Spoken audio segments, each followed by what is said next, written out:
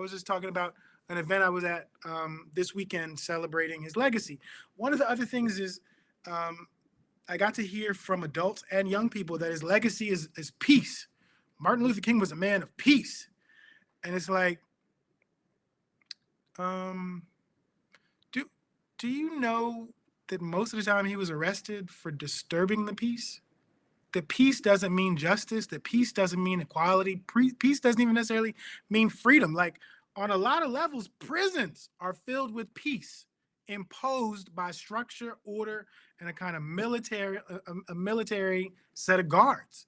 So peace doesn't mean justice. It doesn't mean freedom. Doesn't mean equality.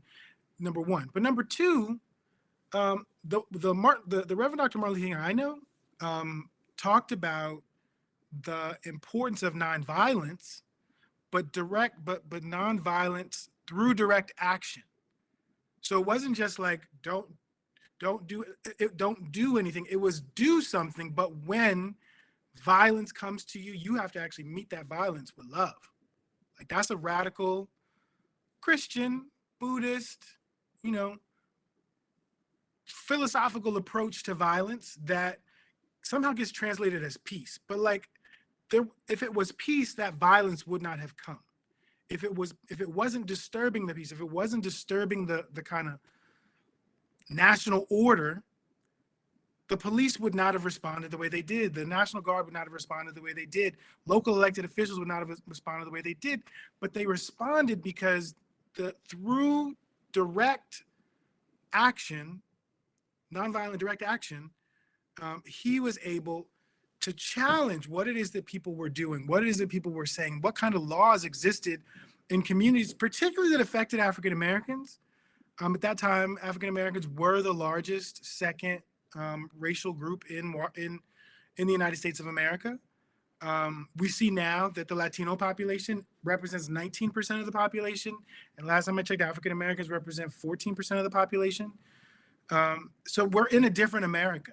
We're living through different times, but that doesn't mean that the messages and approaches and philosophies of Reverend Dr. Martin Luther King are not still relevant.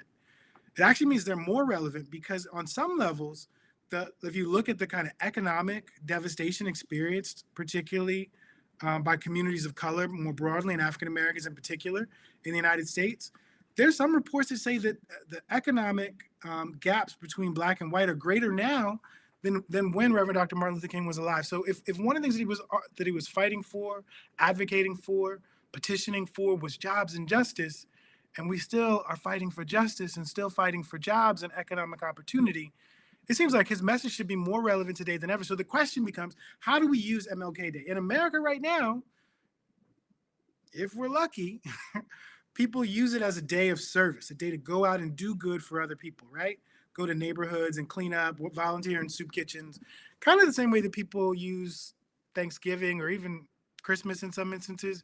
It's just kind of this general holiday to give back.